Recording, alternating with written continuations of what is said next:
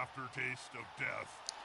All right, ladies and gentlemen, yes, this is Serious Jest, and you're joined here by another great week of exciting MML Blitz Season 9 World Division action here. We're looking at the Mystic Falls Timberwolves versus the Dragon Owl Poachers.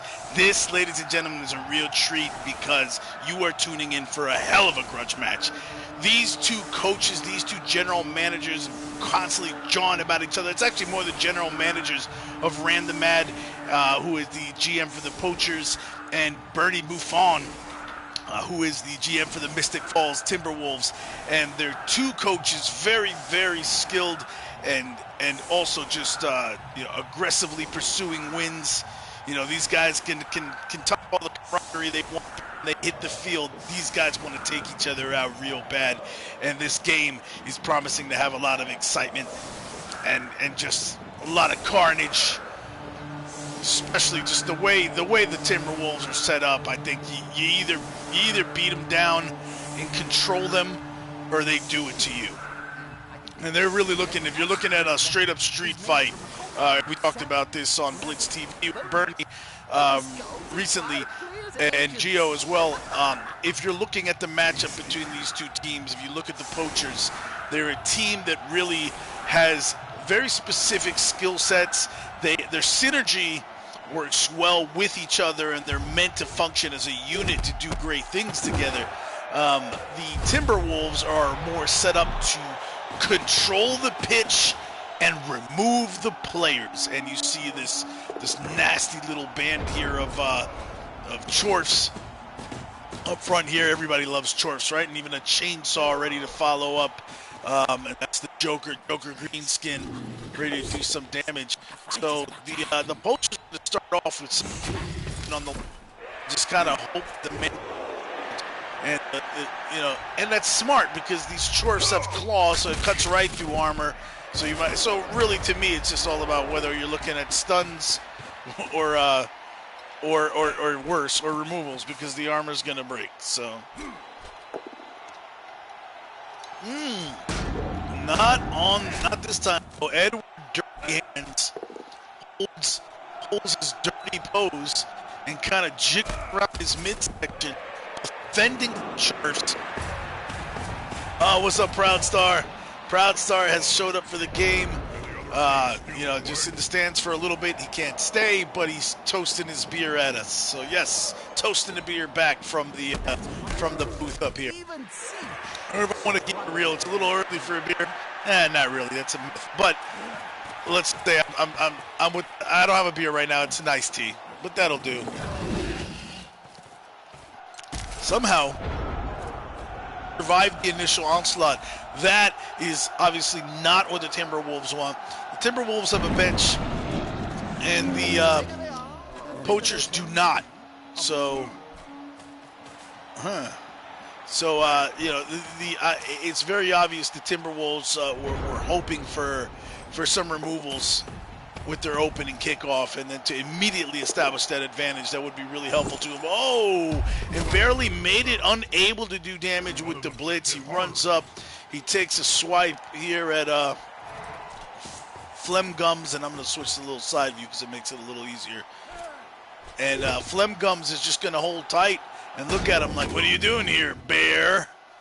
And nothing much happens beyond that. So now the Poachers are going to try to include some of these specialists, some of these guard specialists, to go in there and make it hard for the Timberwolves to utilize that claw. Since the Timberwolves have a lot of strength and a lot of guard, so it's going to be really tough. Proud Star still in the stands cheering, xurpils, kill Mike Tyson. I don't want to see him. And Mike Tyson, of course, is this nasty looking good. Oh wait, no, that's ball stealing Barry. Where's Mike Tyson at? That's him right there, who actually went stupid earlier. Mike Tyson, big and strong. Oh, and there you go. There's the removals. So you start with one, and this is, if you know Berzo and Bernie kind of cut from the same cloth. Berzo's the perfect coach to execute Bernie's game plans, even if they do argue. They're as close as you're going to get in philosophy. Maybe, again, like I was saying, if Groovy had been able to stick around this season as the GM for the Napanee Nightmares. I think Proudstar and Groovy are of the same mind in the way they approach the games. But Bernie likes to, Bernie and Berzo rather, they like to get, you know, 1 or 2 removals. They're excellent positioning coaches, but they like to load their teams with enough killers to start, you know, maybe ding, ding, you remove a couple of players, you establish an advantage in numbers, you go, like even an 11 on 10 for those 2 coaches becomes a very, very, very dangerous situation. And the chainsaw is not going to be in use this turn. xurpils told me what the inducement situation was before the game. Let me go back and check it real quick.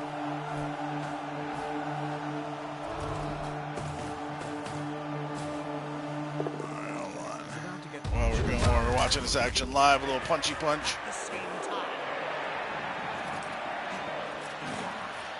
And let's see, it's a bribe and an Apo for the Poachers. So this is the only drive we're gonna see Joker Greenskin, and he decides not to risk him on the last one. It wasn't worth it, I guess, for this lino here laying on the ground. I guess the you know, it's different philosophies, right? Some people that, you know, if you're going to have the chainsaw on for that limited time, and I'm guessing the Timberwolves are figuring they're going to hold this ball and score. They're going to roll this. This is their style, roll right up the middle and score on turn 8. And so they're thinking, hey, let's be patient. Let's not use them every turn if it's going to expose them to a hit next turn. So, let me see. I'm looking through the...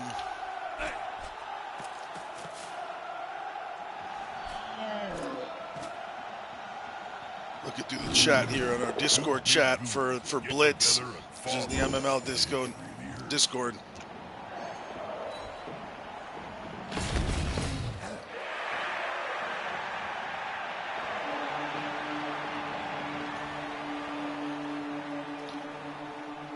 And yes, these teams. This is funny. This is like, if you're looking at, there you go. Prastar's always trying to. He thought he was going to come in and leave. Then he realized it's too much fun, and that's Blitz action for you. Great. This is like a car crash waiting to happen. And look at all this strength, the significant guarding here, and this is just a big, nasty scrum right in the middle. And you know, when something like that happens, it's always the struggle until one team starts to lose personnel. And so far, no one person gone. That makes the need. No. Yeah, exactly, Prostar. When you're watching a team full of players that, you know, you will be facing during the season, it becomes super relevant and interesting to you. And there's the chainsaw. Worth it for a Norse lino, but definitely worth it for barely made it, and the chainsaw just cuts through that bear. Opens up his guts for a second, but the apple runs in there and he's able to stitch it up. Wow. Big save by the apple.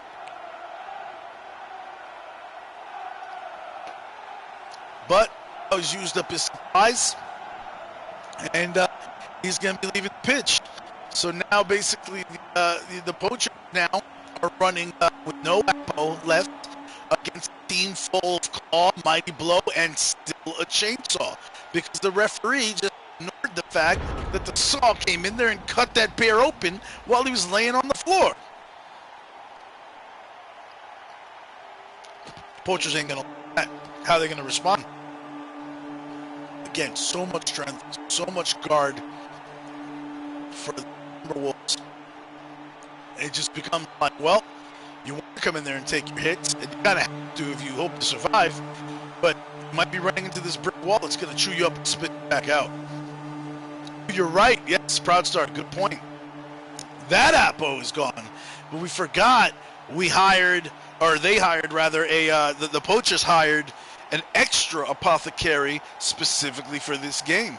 They were afforded some extra money because the differences in the team contract values, and the to that. So yeah, actually they're not running naked anymore, and they can still afford to sustain one really bad hit and try to fix it. Again though, Apple's not very reliable, and you know, especially the ones that don't belong to your team normally and are just like issued by the league in advance of a game. I'm sure xurpils is trying to figure out where he can actually get some kind of guard advantage or some kind of, you know, two-die block here. It's looking tough. I mean, he wants to use this Yeti, and we've talked about on Blitz TV, if you tune into Blitz TV, which again was just released, hot off the presses. Check it out on the Blitz website, blitz.mmlpro.com, and Bert should have it posted there. And it was expressly Bernie's concern. Remember, Bernie is the GM for the Timberwolves. He said, just talking about the Poachers in general throughout the season, what can we expect from them and what are their strengths? He looked at this Yeti, Snaggletooth, the captain, and he said, hey, this is the key to their team. If the Yeti gets removed, oh, whoa, look, and as I said that, Swamp Thing says, screw that. They need to be worrying about me. Oh, no, that wasn't Swamp. That was Tlax Pita Bread. Tlax Pita Bread. Should be Flax Pita Bread? I don't know. But Pita Bread is like, they need to be worried about me. And, you know, so like the issue here is this Yeti does a lot of, ooh, cheeky one-die block. And down is going to go ball stealing Barry. Knocked to the ground by Edward Dirty Hands, getting his hands and not even fouling. He's just slapping it over. Oh, a nasty left hook, and ball stealing Barry's knocked to the ground, and he will be helped off the field by his apothecary, and we will see him again. Berzo said, no, we're going to need him, and he's not coming off the pitch. And now the Timberwolves are naked with no Apo, and he's just thinking, I think Berzo's just thinking, nah, I'm going to win this attrition fight, so I'm not letting up. And this is, wow, look at that open shot on the ball, and so far the Yeti hasn't even gotten involved. Snaggletooth today looks to have inspired his teammates and said, look, I am not the rock of this team. We, as a unit, are what makes this team go. And wow, the team has really risen to the occasion. And now it's going to be, what can you do in the remaining time? And they're not going to move the Yeti up. They're not going to try to pick that ball with now too many bodies on it. It would be probably a 6+ we're looking at there. I'm surprised Mr. Pringle didn't even move up and try to move Snaggletooth around the ball. They've left basically only 2 players directly on the ball. I wonder if that was a time issue.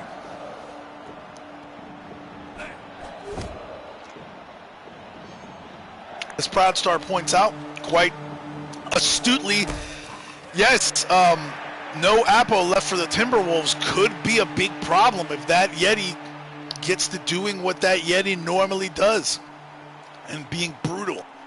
So now, see, not even trying to move the Yeti to like maybe put him here might have been a problem. And I understand not wanting to mark up Santa Claus, who's just a nasty, hard-hitting player. I understand the problem that could cause, also potentially exposing the Yeti to the chainsaw. But, you know, honestly, he's kind of exposed to all that right now.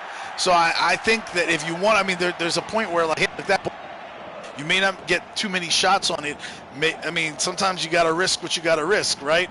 And while this other team, while the Timberwolves does have a lot of their guard is tied up by other players right now. So I think, you know, getting a 2-die block on a Yeti is going to be tough, and especially then if you've got enough players somewhere in the vicinity of this ball, this becomes a real issue in picking that ball up again.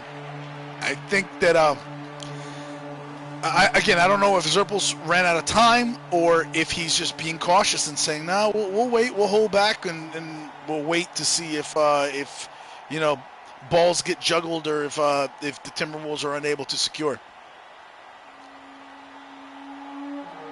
Juicy says, I love the Timberwolves. I really like the team name. I like the concept of the Mystic Falls. And Bernie's a lovable guy, and Berzo's my man. That's my man, 50 grand. So yeah, I got love for that team. You know, until we face them, and then we're trying to rip each other's heads off all the time. So they're a team that unfortunately I don't have to play during the regular season, but you know, playoff time comes, you know, and if we're not playing against them, we're often rooting for them. Then again, you know, me and Rand got history going back, and I do love what the Poachers are doing as well. Bringing in xurpils to coach his team now was an excellent addition. You know, this is a game that I was not lying when I said it's a treat for the viewers. This is just, I mean, you're looking at the skill level here. That ball sitting there in the middle of a scrum. Everybody's afraid to try to pick it up. Number one, because here's the weakness, and we have talked about this on Blitz TV, and Bernie's admitted this, and Berzo has explained his concern for this. There are no gutter runners on this team. Their highest agility is a player of 3. You're looking at Money in the Bank is the ball carrier, and the orc linemen that are sitting on the sideline, or the Noblar, potentially. Oh, the Yeti does get going a little bit, and that's a removal. That's one of those orc linemen we were talking about. So there's one of your 2 agility 3 players off the field immediately, and that ball, that poor orc gets knocked into the ball, which then bounces now only into 1 tackle zone of a Timberwolf. And again, Peter Bread is going to say, "You need to worry about me." And now that ball is free. The Yeti, of course, in contact with Santa Claus, and you got to be wondering if the Timberwolves are, if Berzo is really more concerned about possibly taking that Yeti out right now. I know Bernie would be screaming, "Take the Yeti out! Forget the ball! Take the Yeti out! Worry about the ball in a little bit."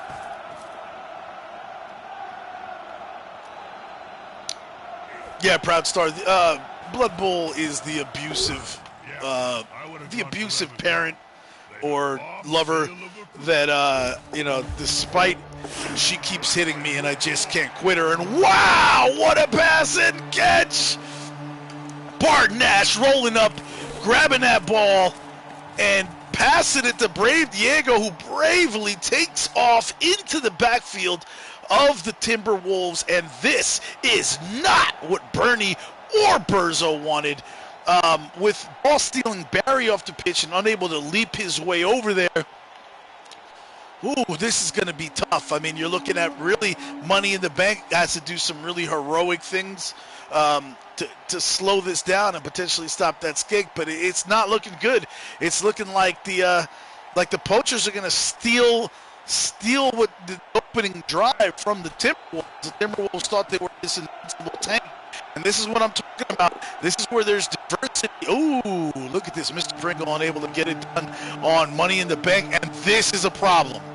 This is a problem. And, pushing there is kind of even potentially a worse problem.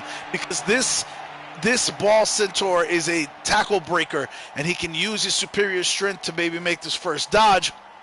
And then dodge out on a 3+. Oh, nope. But Mr. Pringle's going to say, "Hey, I failed to knock him down, but I'm not going to fail to leap and block him into place." So look, Mr. Pringle cleans up his own mistake. What's up, V-Power V? V-Power V in the stands, our current Blitz champion. And checking out the game. Always good to have you check. And comes Mike Tyson with on the Swamp Thing. Hey, buddy, you back up, and you don't touch my players and my teammates, okay? So not looking good for the Timberwolves. Looking to be a Poachers score, and will say I believe xurpils likes to stall, but as Bernie also mentioned in the last Blitz TV episode, these players here in Blitz are built so that stalling it becomes very difficult because of how many skills that they have to potentially get a man on the ball and stop you from doing what you want to do.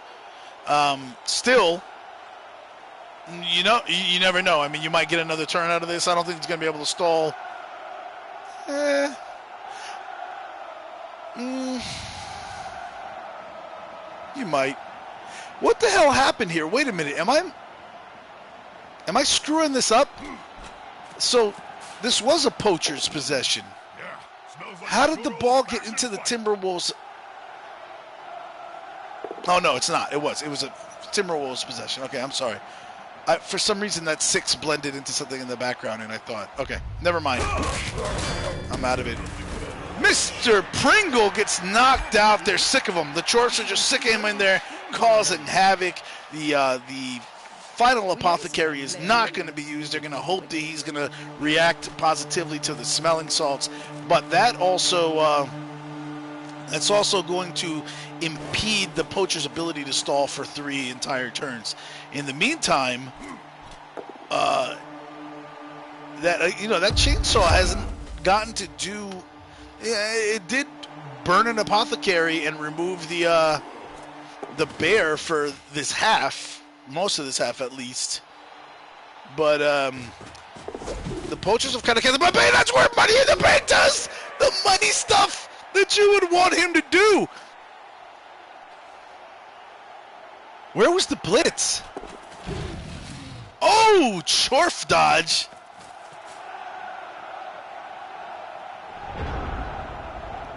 Where was the Blitz? I don't remember where the Blitz was. I don't remember seeing it. Yeah, I heard about that, Proud Star. I'm mildly interested in that. I'm sure they're both still great athletes, but they're not, they're not at the top of their game. But I'd be interested to watch it, kind of.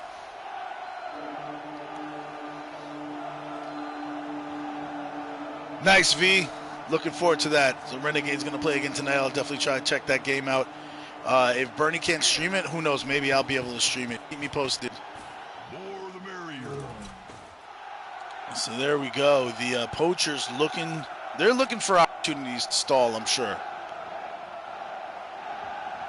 They survived the first round of line hits from the Timberwolves. They don't necessarily want to give them another 3 hits and potentially a foul before the halftime and getting the ball back. But ultimately, what's most important is the win, right?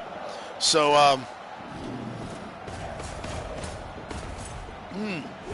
here comes the Yeti ready to do his own damage. He's coming after these Chorps. They don't like these Chorps. For the money, he's going to sustain the Yeti hit, and the Yeti does not do the damage initially, but here comes the Yeti pylon trying to fart on the Chorp's head as he sits on it and lands on it with his big, hairy Yeti butt, and it does not get the job done.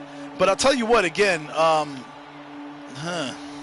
what I'd be a little concerned about, yeah, exactly, is that chainsaw still in contact with another player.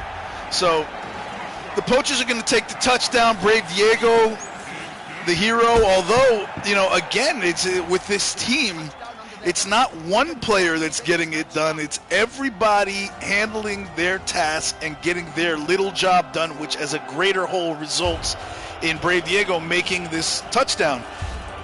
And it seems to be that one team is kind of flat-footed and demoralized. Their players have been knocked out and just aren't trying hard enough to get up. And their chainsaw has just been called out. And in the meantime, both of the players that were knocked out for the Poachers are like, hey, you know what? Put me in, coach. These brave Norsemen on the front lines. Man, just staring down the barrel, all that claw mighty blow. They don't care about the claw. The mighty blow is what they need to be worried about. But they're just ready to take another one in the face for the team. Take one for the team, quite literally, is what they're looking to do. And then let their big guys run in and kind of storm the pitch the way they just did previously. This is not looking good for the Timberwolves. So the Bear did wake up Proud Stars. Proud Stars saying, wake up, Bear. These Orc linemen staying down in addition with the chainsaw going out. This is what I talked about to Bernie, is that chainsaw stays on the pitch for one round, and then you've only got 12 players. That's what we were discussing about some of the potential weaknesses of what looks like an amazingly strong team in the Mystic Falls Timberwolves. So maybe we'll have some coach versus GM jawing back and forth at the end of this game or after this game at some point where Burzo goes, look, you overdid it on this, like wanting to control the pitch and win fights. I need some like role players and you know, that can do a little more. Because now, wow, yeah. So give me the Twinkie, give me that Twinkie. Unable to get the first block done, but now you're actually looking at the Poachers again, who came in with 11 players versus the 13 on the Timberwolves, and the Poachers are winning the attrition battle right now. They have more players on the pitch. It's 11-10 than the Timberwolves do. And we talked about Bernie and Berzo having this, you know, preference for or their play style of, let me just control the pitch, and I have enough killers that once I control you, mark you up, get you where I want you. If I remove one player and I get that edge, I can keep working that advantage and multiply it into removing another player next turn and another until I've just overwhelmed you. But, you know, xurpils is also kind of cut from that cloth as well. Ooh, look at this. The Timberwolves just look demoralized. Flemcomb's unable to get it done, and maybe that's, you know, that's Berzo burning his reroll on that block. I mean, was it that important to get that block down? Is he just conceding that they're not going to be scoring? Yeah, that's what it looks like. Because to me, you know, you have some options in throwing this little Noblar, even if you're not going to run a guy downfield as the scoring threat, which I think you should do. You know, the Noblar should be what? So he's not even going to try to throw him into the end zone on turn 8? Is that what the plan is here?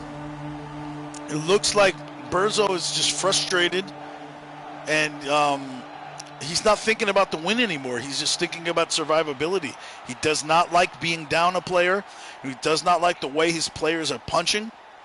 You almost have to think, man, is he tilting, and is this affecting the play?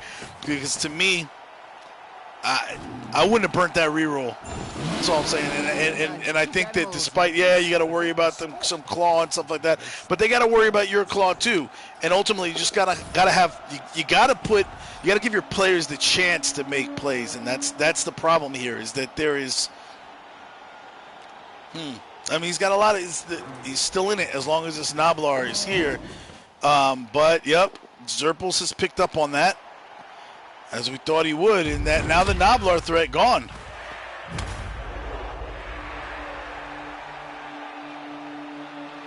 So you can see, I think turn 8 is just going to be an attempt at removals, one attempt by each team, because I don't imagine that xurpils is going to leave anybody in contact. He'll probably just take a shot and then make them take their shot on him. Yep, so I'm a little disappointed that Berzo didn't make an honest move for the end zone, but he's probably thinking, you know what, nothing's going my way, and I'm just not going to give these guys another chance to screw this up for me.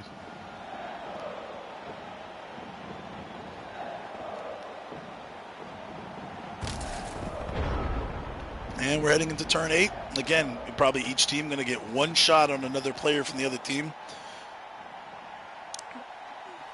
And see what happens.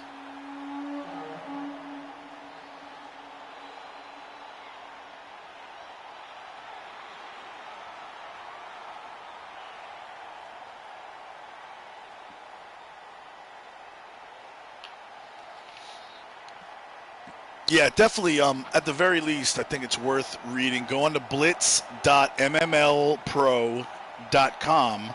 So blitz.mmlpro.com. And check out there's just like Beers has done such a great job with this website.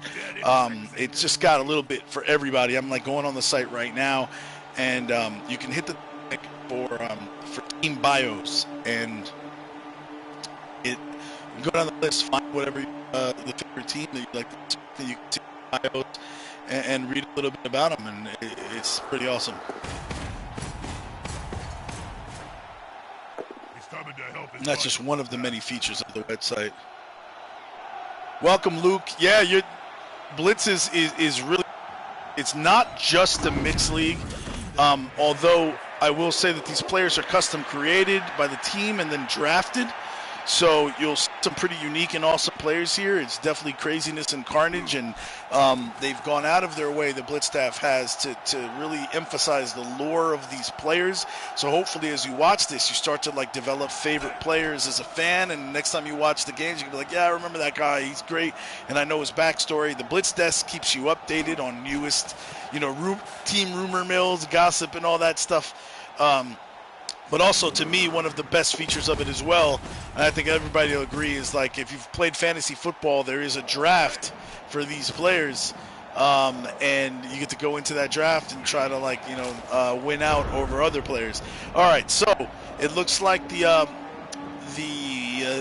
Timberwolves have taken yet another shot at the other side, unable to remove somebody, and now the Poachers are going to get an unadulterated, unimpeded shot at the other team. And I say that because now they don't have to worry about protecting the Yeti on the next turn.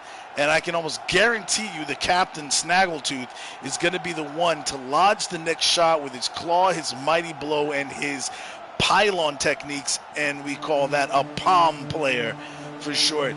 So the only question is who's going to be receiving the vicious claw.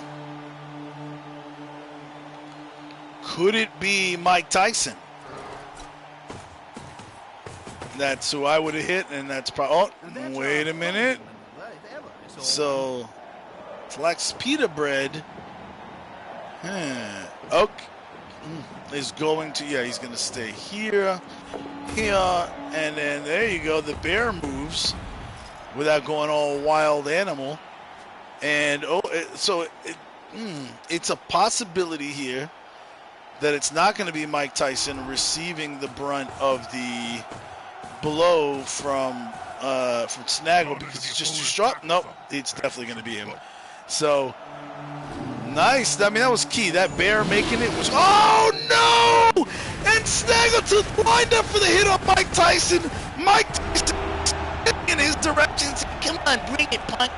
And the bear, as he's getting ready, the Yeti, as he's getting ready to charge, spots a hippie in the stand somewhere, and as we know very well, it's been documented in the MML, and it's Yetis hate hippies, yelling, dirty hippie, hippie, at the hippie in the crowd, and completely just forgets to go after Mike Tyson before the whistle. His team is very frustrated with him, but they also understand he hates dirty hippies, and he's gonna, Yeti's gonna do what a Yeti want to do. I might be breaking up. I'm not sure. Hopefully, I'm not. It could have been just me moving the wire or something. So, or it could be internet connection, just because there's a storm outside. So who knows? Luke, it's not difficult to get in. No, not at all. Talk to Beers or Bernie. Or some of the other Blitz staff. I think Dragoon may be Blitz staff as well. But yeah, definitely talk to them. Right now, obviously, we're only in the second week of this season, so you'll have to wait a few weeks until season 10. But shoot, get in early. Get your bid in early to join and start familiarizing yourself with the rules. There's a bunch of stuff to learn, and it may seem daunting at first, but I got to tell you, the Blitz staff is just very accommodating. They're very patient.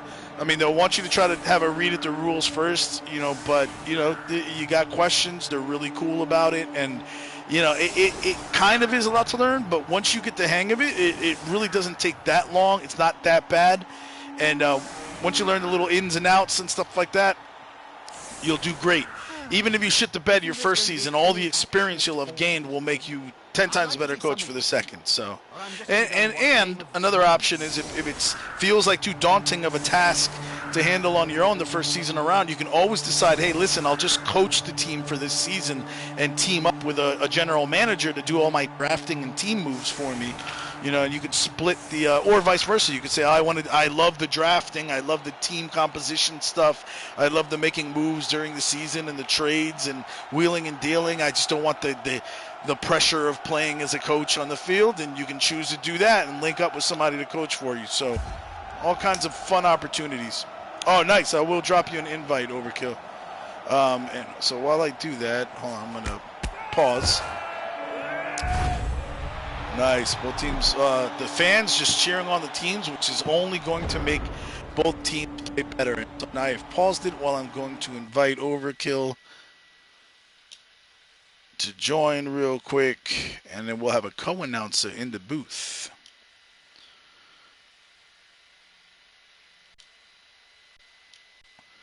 I'm going to make this party private so not just anybody can join, and I don't get people seeing I'm in a PlayStation party and jumping like, yo, bro, want to play Hunt Showdown? I'm like, nah, I'm kind of in the middle of something. Yeah, what are you in the middle of? Oh, it's this game called Blood Bowl 2. Oh, Bloodborne? No, not Bloodborne. Blood Bowl 2. Oh, okay, cool. Well, look, if you want to jump on Hunt later, well, then just hit me up. Oh, okay, I'll be sure to do that. All right, cool. And then all of you guys are frustrated. Like, what the hell is going on? Okay, so game back on. Game on, Garth.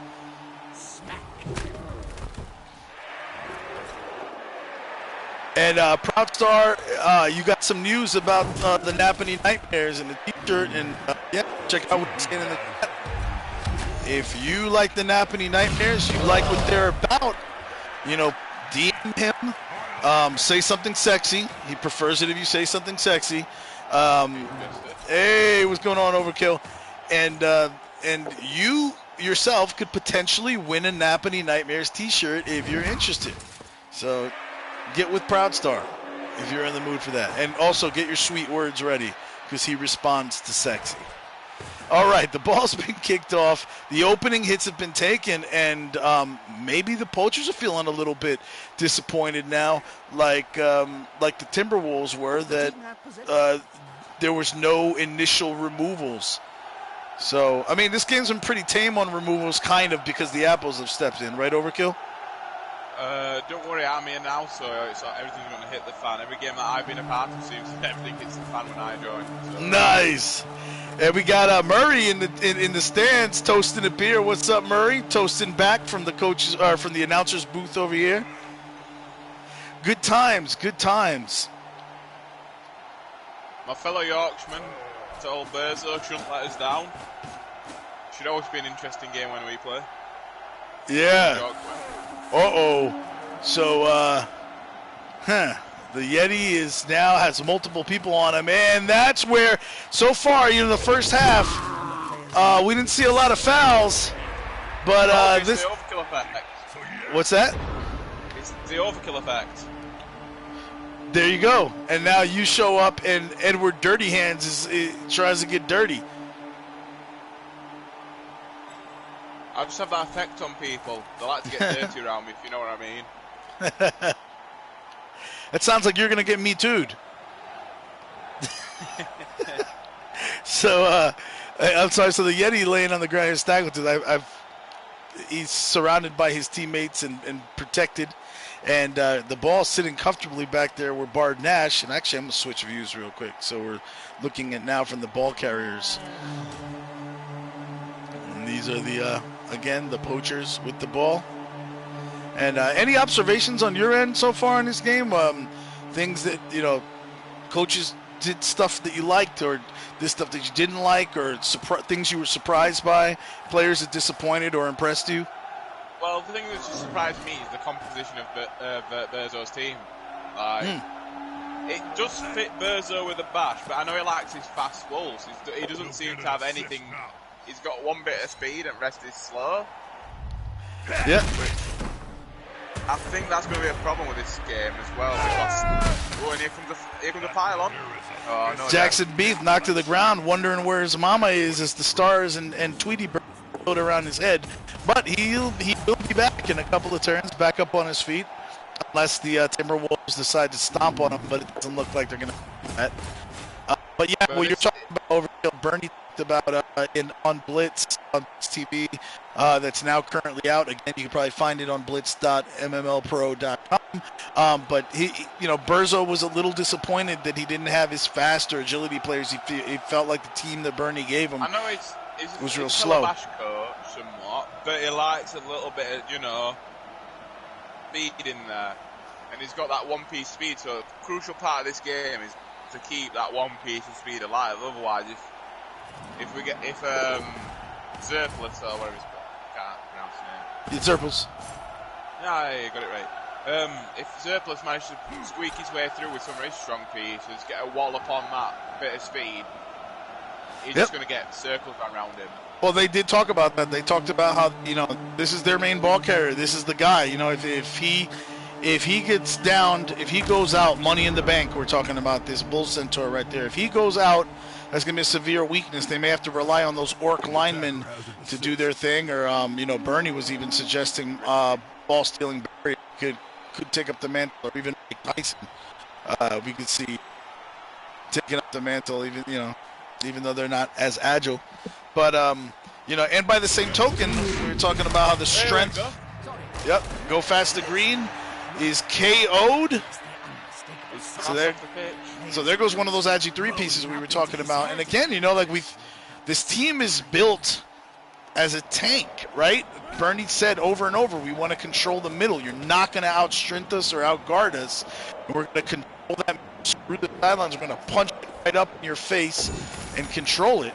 But the Poachers have managed to make it happen. With two teams, like the Poachers look like they've got a similar sort of strategy of control the middle of the field sort of thing. They've got quite a few big pieces as well, these lizards and stuff like that. Yeah. And when you come up against a team that's got a similar sort of plan, and they've got that bit of speed to go around the sides, it's going to be a hard game. Berzo's going to have to be pushing up. Going to have to do really well with his positioning. Right.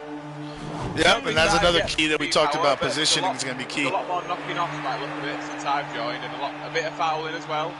Yep, absolutely. Who fouls? Who takes bribes? Pathetic.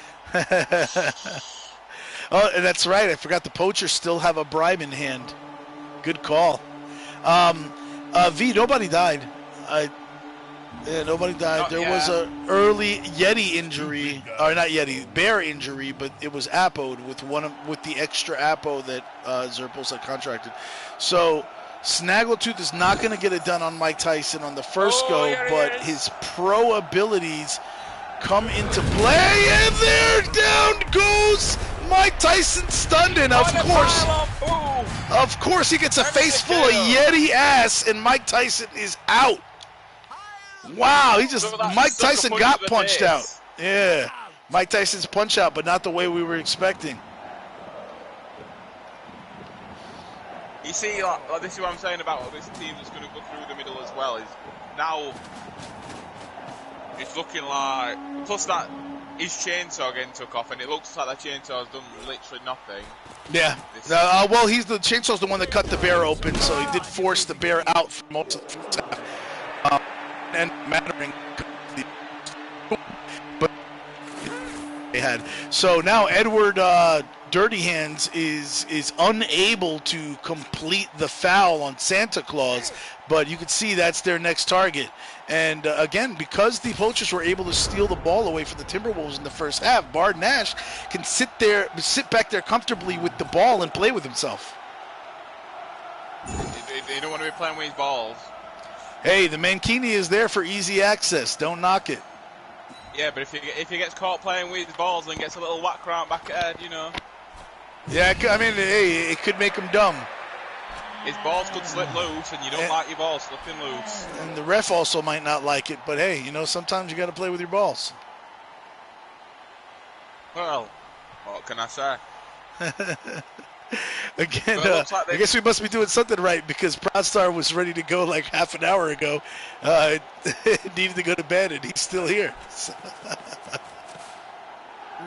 We got you now. You can't leave this game, man. This is too exciting of a game. Yeah. Oh, and there goes man, this guy, Flemgums, has been unable to do any damage. The Chorfs are just not getting it done. That Mighty Blow Claw is not doing the job for the Timberwolves. And that's got to be really frustrating for the GM when you draft a team to do what they are able to do and they're unable to get it done. All I can say is Mighty Blow and Claw are bloated. You can't knock them over, but so you need to start knocking them over. Your team's looking rather bloated at the minute. Yes, absolutely.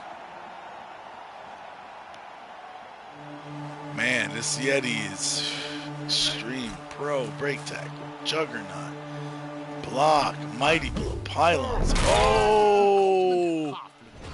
Yeah, Proud Star, they paid extra because this season, again, and for those of you that aren't that familiar with Blitz, every season Blitz staff tries to mix it up and throw a curveball at all the coaches. So this season... I was thinking the exact same as what FIFA. I just said, sorry to cut you, but like all these greed re-rolls that they're both doing at the minute on these blocks that aren't forcing the ball to be turned over or the game to turn over, and they're re-rolling because they want their removals. I think it's going to cost them in later turns. It could. But that greed re-roll on the hit to that replied in nothing else, but then he did a dodge there where he. Quad skulls! And could that be where the game is changing? Could that be ogre? Depends how that ogre feels. That ogre can probably go and make a sack on the ball. Yeah. That high up the pitch as well, a sack on the ball. That is nasty. Absolutely. That's why you need to stop playing with your balls and protect your balls. Let's see here. How many? Tip from Overkill: always protect your balls. Yeah, he is within range. Only one, go for it. And these ogres are not loner ogres. They're actually pretty reliable. So, wow. So this could turn around right here. This could be the turnaround where we have the Poachers steal the ball from the Timberwolves and run off with it, and we could see the same thing happen. There we go, big hit incoming, unable to get it done, ball stealing Barry.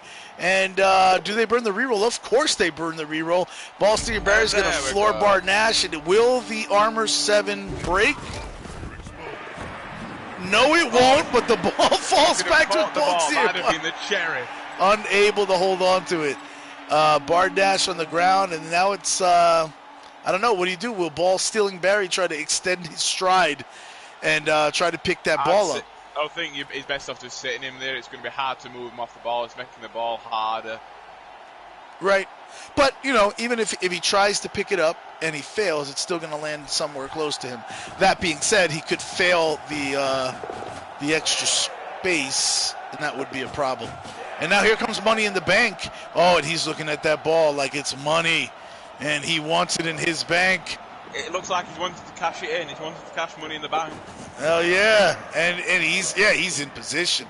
We could be seeing a Timberwolves score next turn. Who knows? Nash was able to stay on the field, which was key. If that Armor 7 didn't hold, this is definitely a tie match. There we go. That bear some of these players can run back, get back. They're not clogged up with tackle zones. So that bear can pull back a bit. Yep. So can the regular linesman put a tackle zone or make it harder. Absolutely. And as we see how the Poachers tried to react and negotiate what just happened. Again, just finishing what we were saying, the Blitz staff every season tries to throw a curveball in for the general managers, and this season it's the Protect Our Players Coalition in, and basically if you have more than 2 claw players or players with claw on your team, you're going to suffer attacks. If you had more than 1 leap player, you suffer attacks. And then what was the other one? Pylon? Yeah, more than 2. You couldn't have more than 2 players with the pylon ability, or you suffer attacks. Leap, pylon, claw. And that was it. Just 3. Yeah.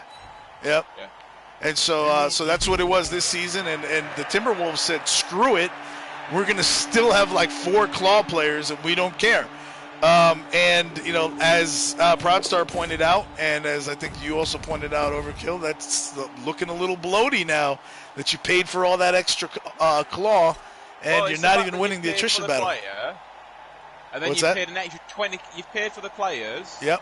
So that's part of your budget, and then you're paying an extra 20k on top. So it's effectively making the price of them claws stupidly. Yeah. And Beer said it's also, he reminded us, there's also, you got to pay for one-turners. Oh! And look at that, Barton-Nash comes through, dodges out, picks up the ball, no problem, dodges out again, and makes a great stellar pass to Brave Diego, who is looking like his favorite target. Brave Diego juggles that ball for a little bit and then manages to, he did a couple extra catching drills this week, managed to get his hands in order, or his little webbed, whatever you call them, his little webs in order there, and and hold on to that ball, and that's big. You're right, he's gone. This is looking like that's the game. This game is probably over at this point. I've learned my lesson with Blitz. You can never say that's the game. Yeah, true. But I'm not normally that's the case. This is the problem when you build a team. No, but the game, and then Dragoon came back and drew it. But in that case, you had a team. Dragoon's team had a lot of movement and a lot of agility, right? That enabled them to do that. It didn't have a lot of row. It didn't have a lot left, to be fair. Right, but you still have players that could get it done. I just don't know. This team looks so slow. The Timberwolves. I just don't. And I guess Navlar's still on the pitch so that you could try to throw for a quick one-turn TD. But I'm not sure they have the speed to be able to catch up at this point. I think Bernie might be getting a word to after this game. Like, where's my speed? My speed have helped here. Mm-hmm. Yeah, absolutely.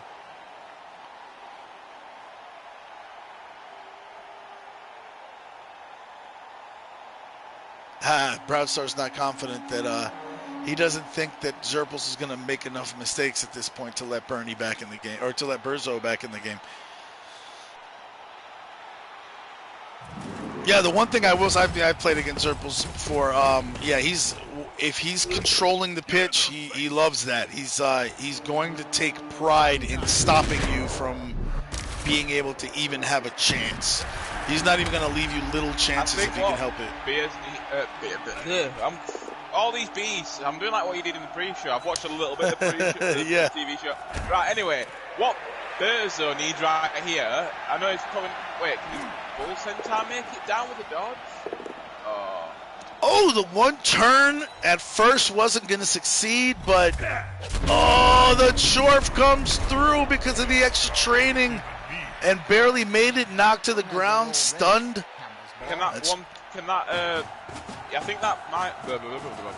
You think he can make it? Is he able to? He's got to get two more. No, he's got to. No, he can't. He can't. He's one short. Well, at least he's making him saying, "You're going to score now. You can't stall." Yeah, I'm just at the point where you have two touchdowns ahead. I just don't know. Well, we know Berzo is a competent coach. Maybe he can manage to get a one-turn push, with his ball carrier, one-turn touchdown, or he can fling something, get a one-turn touchdown.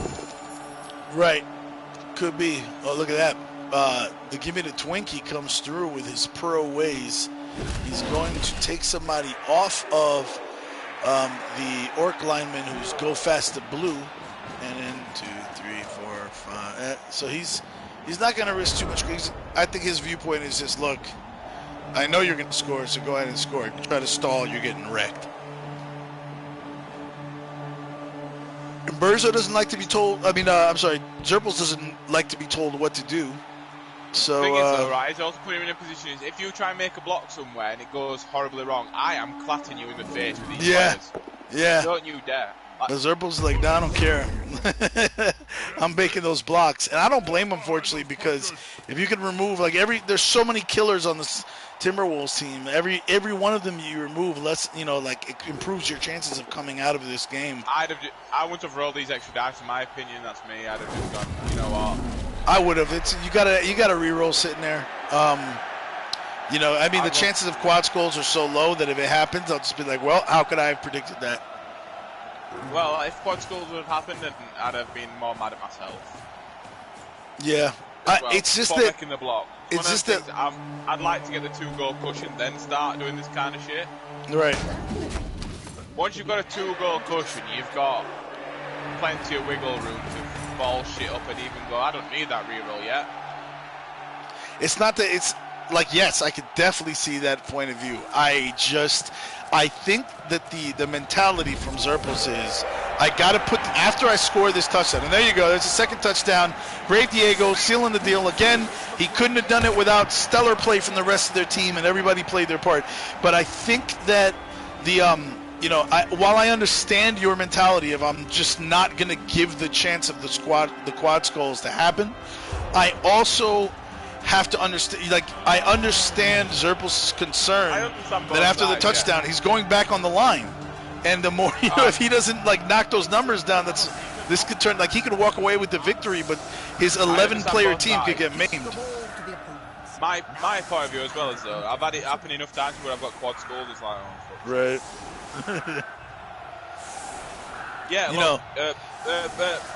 V-Power just said he just got burnt by quad skulls and he still makes all these blocks. Yep. Once Nuffle said to you, I'm giving you quad skulls, and this is your warning, and then he carries on, it's like, I've been burnt so many times by quad skulls and, fuck touchdowns over, and stuff like that. That in my mind now, I go, don't do that overkill, that's bad. Yeah, I just one thing I will say to the no dice crew, right? Because there's a very strong contingent of Blood Bowl players that will say, like, well, you rolled those extra dice, so it was your fault. But I will also say that there was a point in my Blood Bowl coaching career where I coached because I just had the mentality I'm always going to get screwed by dice, so I'm going to roll as little dice as possible. And then what ended up happening was my opponent was rolling a lot more dice than me, and again, he was rolling like he wasn't rolling crazy. He'd be rolling like 2 pluses and 3 pluses, or like 2 die blocks, 3 die blocks, things like that, and sometimes taking like little chances that if you play too conservatively, you're going to get chewed up and spit out too. So risk management to me is a necessary evil, and you can't just avoid rolling dice completely because then you become passive and the other coach controls the pitch. Beers would have hit before the score too, he says. That's where everyone's different in Blood Bowl. Like, it's just my personal. Hey, dude, yeah, and I respect it. I see where you're coming from. I've been punished way too many times. Yeah. I've been punished way too many times now. Yeah. For getting greedy. I think I'm in some regards, I think I've been a bit overly cautious with some of it. Like, there you go, Jackson Beef knocked out. Man, these Norse linemen have really been taking punishment all game and just withstanding it. Yeah, and then, like, exactly, so MTB in the stands, he's one of those coaches that, like, you can play conservative as hell, and you're like, I'll let him roll all the dice. And he doesn't roll too many crazy dice, he rolls a lot of them, but it's enough to give him an edge, so by the time he fails whatever he fails, he's already got an advantage in the other stuff that you chose not to roll dice. And so when it doesn't work for him, it can be disastrous, but, other times, it gets him an MML finals victory. So you got to respect it. I've won games off the fact of making my opponent roll more dice than me. Yeah. Yep. That's valid strategy. That's one of my strategies as well. If I'm making them roll more dice, they've got more chance of rolling ones. True. If I'm rolling less dice, less chance of me rolling ones and cocking myself over. It's just the way I've learned to play over a bit more often here. Oh, and there we go. Oh, there we go. So again, and that one is going to be a serious concussion that's going to follow him around for the rest of his Blood Bowl career. I think he's ripped a little piece of his pants off, so he's down to a V6. that little nothing stuck a bit of his pants. Yeah, I think his career is done. I don't see xurpils keeping him on the team. With such low armor. I'm a bear doing what Edward Dirty Hands was unable to do, and it caused carnage through fouls.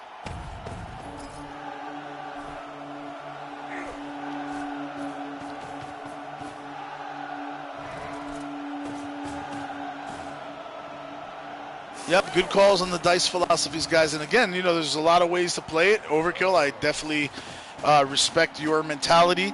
In fact, I was very conservative at one point, like I said, and then started getting burned by not rolling enough dice. I go through phases, and I do preach and not rolling dice, but then sometimes you see my games, I just go fuck yeah, I don't care anymore.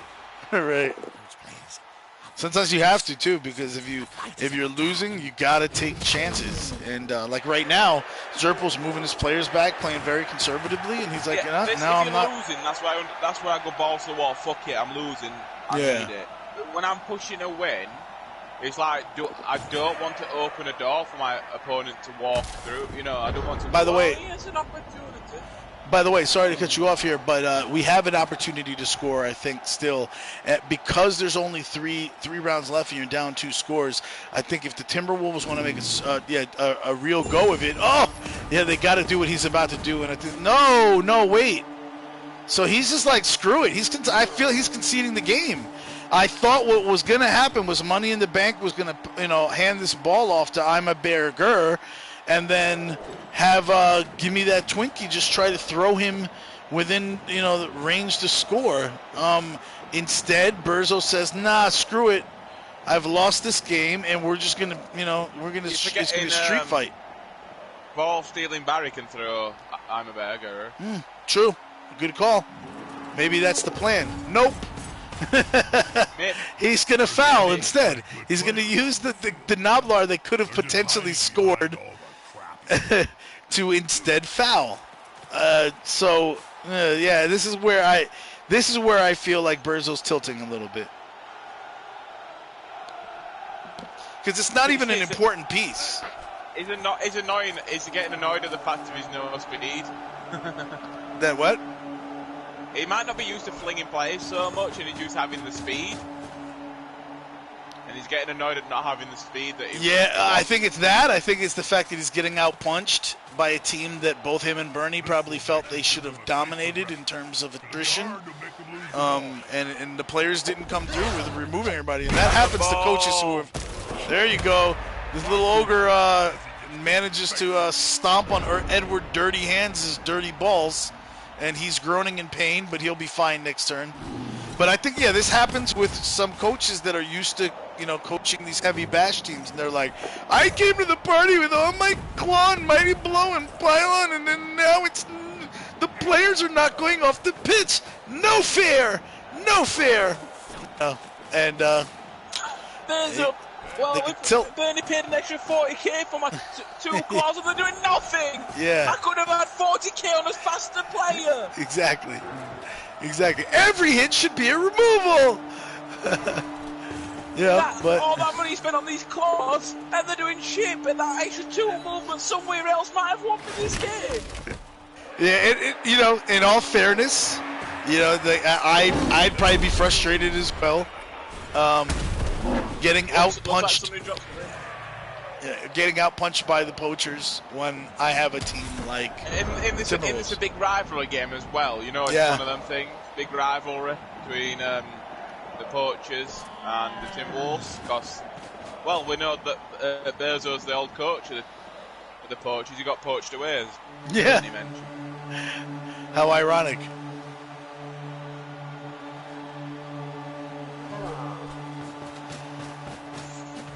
So Beer's saying he thinks that comment some regards, conservative Wingy and George Moore games, but it doesn't get you a championship. Well, I've won a tabletop league being conservative. That got me my championship. Yeah, just depends. But I guess my point is just that what I've learned is you are taking by not rolling dice, you could also be taking a risk. Oh yeah, 100%. It's just about, like you said, control, but like some of the things that I'd have deemed as it's not worth it, I'll take my touchdown. Right. Because the risk to the reward is like, well, if I fuck this up, I'm getting knocked. He's getting knocked out. Berzo can run up the field, and get a 1, draw it with the game. This is I am a little disappointed here that that Berzo's chosen to use this. I'd be curious to see how Bernie's going to react. Bernie will probably agree with me, I imagine. With 4 turns to go, down 2 scores, and having this Noblar and your Ogre or your Troll, and again, V points out the Ogre has the better chance to make the throw. You had the chance to make an honest, chance to try to tie this game. And Berzo just said, nah, screw it. I'm just going to beat them up. As well to say my dice are being trashed, so it's not going to come off anyway. Yeah. I mean, that's definitely, I guarantee you that's what he's thinking. Dice are trash. It's not going to happen, and then I'm going to end up getting players injured. So you know what? I'm just going to get into a street fight with him, start fouling his players, beat him up a little bit, soften him up, and I'll just focus on the next game. I go out of this 1 win and 1 loss, and I'm fine for the rest of the season. I'll bounce back. This one loss isn't going to lose me the playoffs. I'll take him to playoffs, and I'll beat him in playoffs if he tries to get me there. That's what he's thinking. But as you and I know, like every game counts.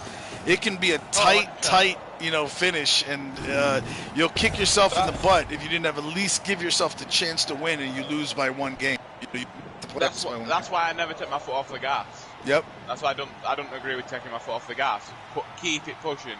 Yep. You never know; it might come down to a goal difference, and because he's conceded 2 goals, I don't know if he's going to do it by goal difference here, but in actual football, no, I don't think I don't think they do it that way for the standings in Blitz. I forget the tiebreakers. Beers will probably be able to chime in with those, but like in actual football in real life, I always think you get less. Don't be scored on as much. You get less. You're not going to lose to a goal difference, which is the fucking worst way to lose anything. Now Burzo's probably going to be annoyed that the Poachers fighting so hard to try to keep him out of the end zone for pride. I think that competitive edge is going to kick in with Burzo, and I think he's going to try to punish. As well. Yeah, but I think he's going to try to punish him. I blocked you out of touch. You didn't even get to score 1 touchdown against me. Look what you left.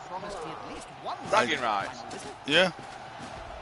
Yeah, I'm seeing I think we know that this is going to be a blitz, buy money in the bank, and then sweep around to the touchdown. This is smart by xurpils because he's kind of forcing that.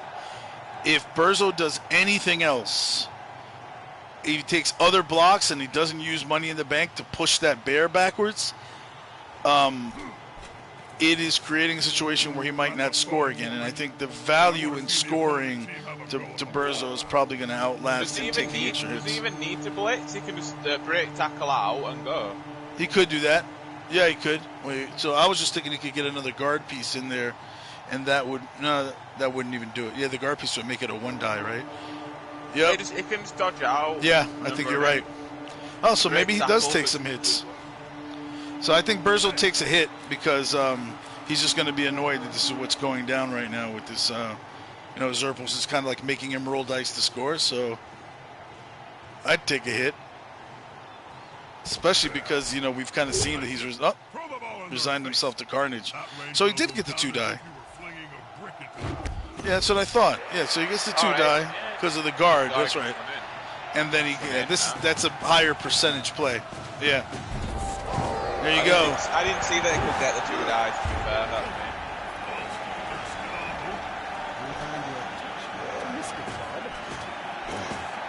There we go. So for pride, at least money in the bank. You're not gonna keep. He's like, hey, you're not gonna keep me out of that end zone. I'm money in the bank. At least he's not locked him out at game. Right. Game. Thanks for joining, Proud Star. I was entertained. And then oh well, you really asked for my opinion. So let's take a look at these final stats, and as I show these for the people, Overkill, if you want to give your summary. Well, Burzo had a lot more armor breaks than I thought. Yeah, 16-9. It didn't feel that way, right? No, it just felt. I think his armor breaks came towards the latter end of the game when it was. And stuns as well. If you look at this, it's the Poachers, although they had less armor breaks, right, and significantly less, 16-9. But out of the 9 armor breaks, the Poachers removed 5 players, versus the Timberwolves with 16 armor breaks and only removed 4 players, KOs. And you've got to remember, 2 KOs were in the end with fouls. Yeah. Oh yeah. Oh wow. Yeah. You're right about that. So, yeah, the Poachers just, again, we talked about this, right? Sometimes you could do everything right, stick to your game plan as a coach, and your players just don't come through. And the Timberwolves, I mean, in fairness to Burzo, Bernie built this team so that they have plan A, control the middle, and beat the other team up. And then if plan A fails, Plan B is try harder to control the middle and beat the other team up. And it didn't work out for them today. Players didn't come through, and they kind of got stuck. I think that's where Beers is going to be having a word with Bernie. Like, this is where the bit of pace round the side would have helped us out. Yeah. I agree. They're gonna have to have some general strategy. I mean, but it is what it is at this point, right? Because I mean, you're only you can't really change courses unless you're going to like. Oh no, you've got to play with the hand you dealt. Mm-hmm. Yeah, because they got too much TV. They're going to be suffering spiraling expenses. So it's not like they're going to be able to stack up enough money to get themselves like a you can't even get a gutter runner, but maybe a Skaven lineman or something, or somebody that can. It's got a little speed. I don't know what they can take. Another bull centaur. I don't know. I'm pretty sure they can take Skaven as well. I'm not absolutely sure, but I'm pretty sure. I'm new to Blitz. I'm new to this mixed team stuff, so I haven't got a clue. Right, they're I believe they're Far East Association. If I'm remembering that correct. But yeah, this has been awesome. We don't need to take away from the Poachers anyway. The Poachers did really well. Yeah. They did. It was great coaching. It was great coaching by both coaches. They were very competent. Just one team really came through and rallied together, and the other team failed to do what they do best. And that's what you get. 2-1. Respectable score for both coaches. Very well played. I think anybody that watched this, can learn from both coaches. And we had some pretty good like strategy conversations in there, so I'm really glad I got to. I think this game lived up to the hype. I think it was exciting, even though at one point it was 2-0 Poachers. Like it, felt like it was tense all the way through, and you never knew who was going to get cut up. What do you think? Yeah, we're a close game. Good light coaching by both of them, and it's just it's two similar style of play teams clash. There is no safer They're both place for your money. controlling mid. That's because they Clashed heads, and he just said one team's got to come out on top when two similar teams are clashing heads. And this week it was the Poachers instead of the Timberwolves. But maybe next time they play, if it's exactly the same style of teams, it might be Timberwolves that come out top next time. Yep. Yeah. Again, it could have, Neither of them suffered death, so they've got to be happy about that. Yeah. Yeah, true. That's another thing. I mean, as frustrated as you can be coming out of this game, if you're Berzo, you still got to think about, ultimately, I don't think you had any permanent injuries. So, it doesn't matter if this game ended up 4-0 or 2-1, like legitimately, like came down to the wire. You lost it, who cares? But next game, you're going in still looking all right. The Poachers, however, took the win. But they lost a Norse lineman, and that could end up, hurting. I mean, they'll get a journeyman, and it could be a Norse lineman, depending, every game it'll change what journeyman it is, right? Well, they might have enough money to buy can't you buy regular linemen back in mid-season? Yes, you can when you stack up enough money during the season. So it might have after these two games stacked up enough money to buy another Norse linesman that he wants or whatever to replace for next game. It just depends. That's a GM strategy, right? Because the money you spend, if you decide to spend that instead of banking it, you might pay for it next season. So we'll see what they choose to do. That's why Afterlife's better, because you get free linesmen. Yeah, true. Good call. Well, thanks everybody for joining. V, when is your game? Let me know in the Discord chat, and then when maybe we I'll be decide able to play. It's me and V that's playing. Oh, you guys are playing? Oh, awesome. What have you figured out when? It's sometime today at some point. Okay. When I get free, I've got to cook tea and stuff like that. So I think I could free some time up later. So just let me know. I mean, I can't guarantee it. It depends on how my day goes. I might message Bernie as well. Maybe you and Bernie can get on the. I think he said he's busy most of today, which is why I'm kind of stepping in for him. But if I message Bernie loves me, so. Nice. Well, yeah, if you could get him, that'd be great. That's like this Yorkshireman pride. Come on.